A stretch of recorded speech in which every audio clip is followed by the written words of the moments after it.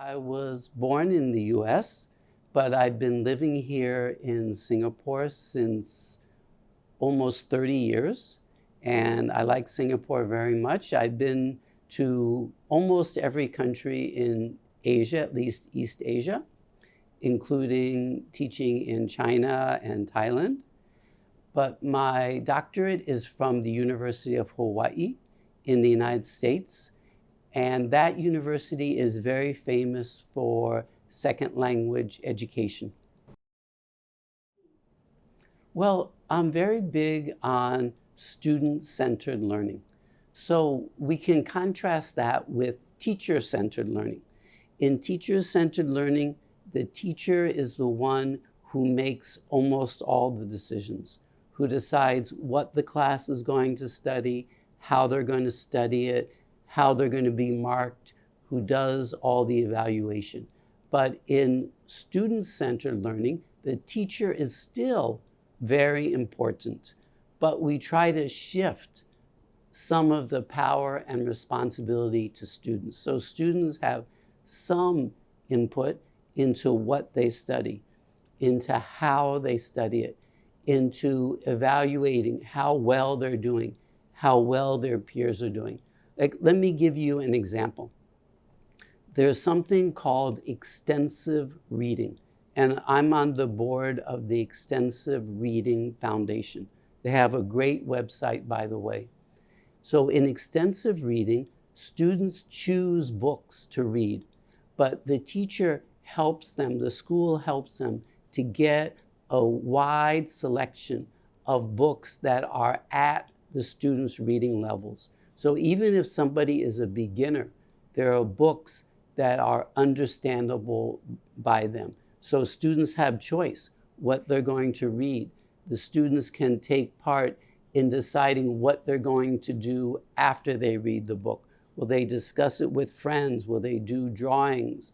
Will they just pick up another book and start reading that? So that's a good example of student-centered learning.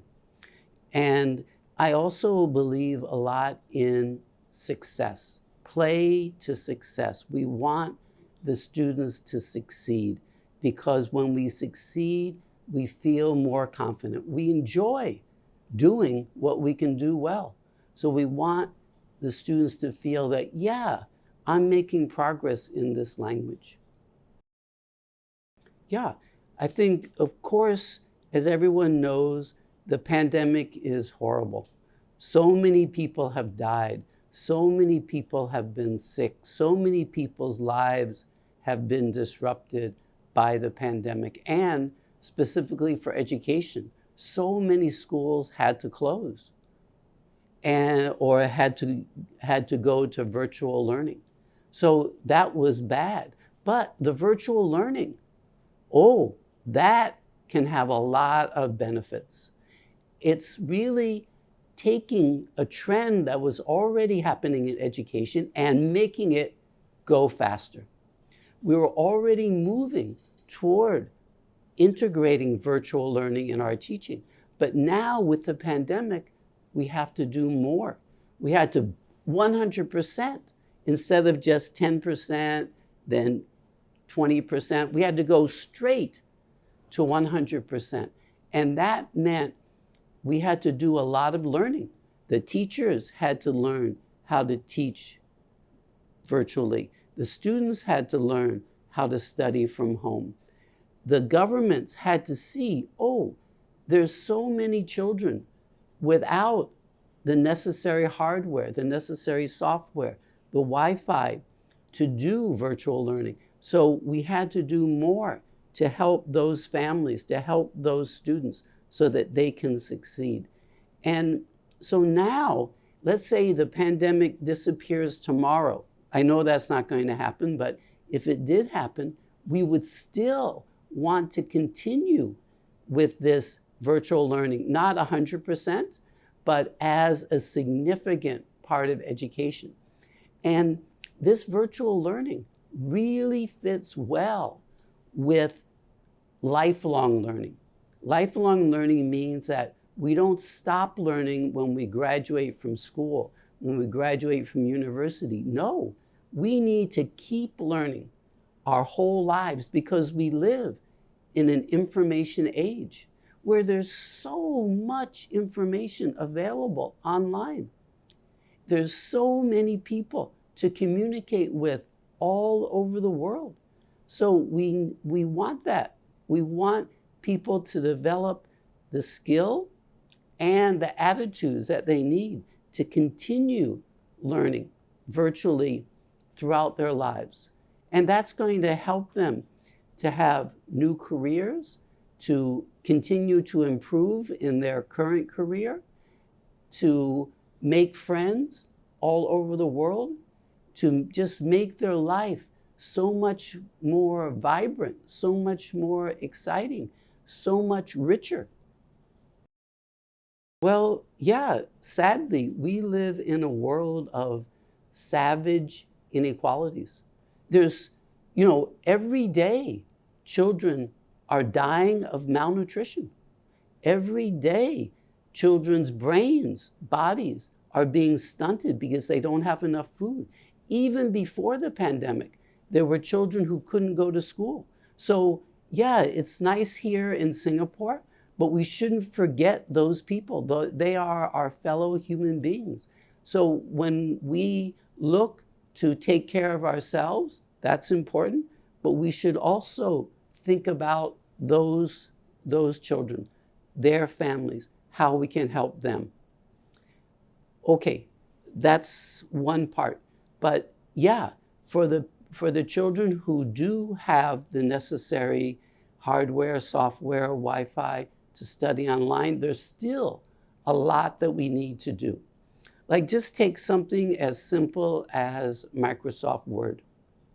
Even that, there are so many features of Microsoft Word that the average person doesn't know about. Take something as simple as track changes and comments. I use those when I work with colleagues on, let's say, an article for a journal. I will do a draft, I send it to my colleague. My colleagues will use the track changes, comments to give me feedback. Then I can look at those and try to improve. But I meet lots of people who don't even know how to use that. Or yesterday, I was working on a journal article with somebody in Malaysia. And yeah, he's really good. He's a PhD student from China at a university there. He showed me a lot of tricks that I've been using Microsoft Word for so many years, but I didn't know these. So we need to learn. Or let's take something I learned just a couple weeks ago, Mentimeter. Mentimeter is a software that I can use when I do lectures, when I use PowerPoint to teach virtually. I can add Mentimeter. It gets the students involved. They can give their opinions. They can give their input. They can do short quizzes. So yeah, it's really great, but we have to know how to use it. And we have to spend the time to learn how to use it. Well, I think that when we have the right technology, when we know how to use it, then there's so many great things we can do. I'll give you an example. Like in Zoom, one platform for virtual learning, there are something called breakout rooms where you can form groups.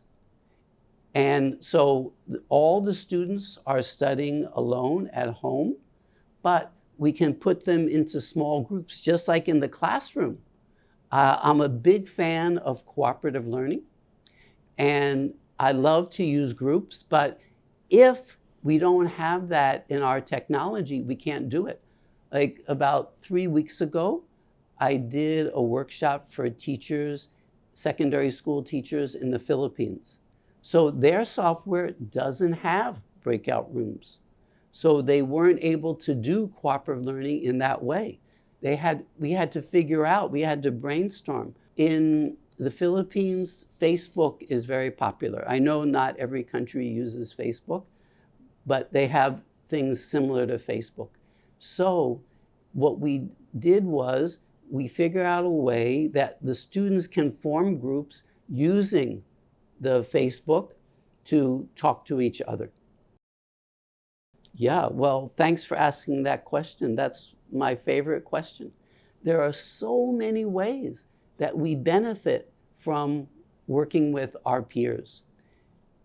You know, the old-fashioned way, the teacher-centered way of teaching, the rules in the classroom are eyes on your own paper, no talking to your neighbor. Any kind of interaction in the classroom among peers is seen as bad behavior, off task. But with cooperative learning, students get a chance for that social interaction, but it's good behavior, it's on task, because we human beings, we're social animals. So let's take advantage of that. We enjoy being with others. Relationships are so important. Like just a couple days ago, I was listening to a TED Talk, and they did some study, like 75 years.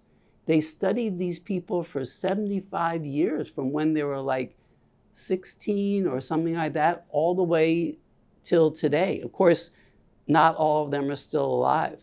But what they found was that a key factor, maybe the number one factor in whether these people were still alive 75 years after their, 16th birthday, was the social connections, the quality, how many they have, but even more important than the quantity was the quality of those social connections.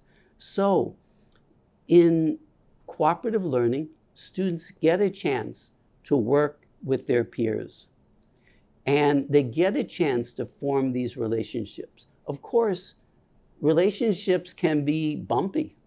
It's not, they don't always work out well. There's often problems. I don't always get along well with my wife. We have disagreements. We have to sort them out. So it's a learning experience. And a key part of cooperative learning is learning the cooperative skills. Skills like praising others, thanking others, encouraging others, disagreeing politely, even disagreeing. Most people would think, oh, that's not cooperative to disagree. But actually, it's very cooperative to disagree. There's a Russian proverb that states, an enemy will agree, but a friend will disagree. So how can that be? An enemy will agree with me because an enemy doesn't want me to improve. So the enemy might see what I've done wrong, my misunderstanding, but an enemy doesn't want to tell me. But my friend wants me to improve. My friend wants me to agree. So when I make a mistake, my friend will point it out. If I have a misunderstanding, my friend will tell me so that I can get better.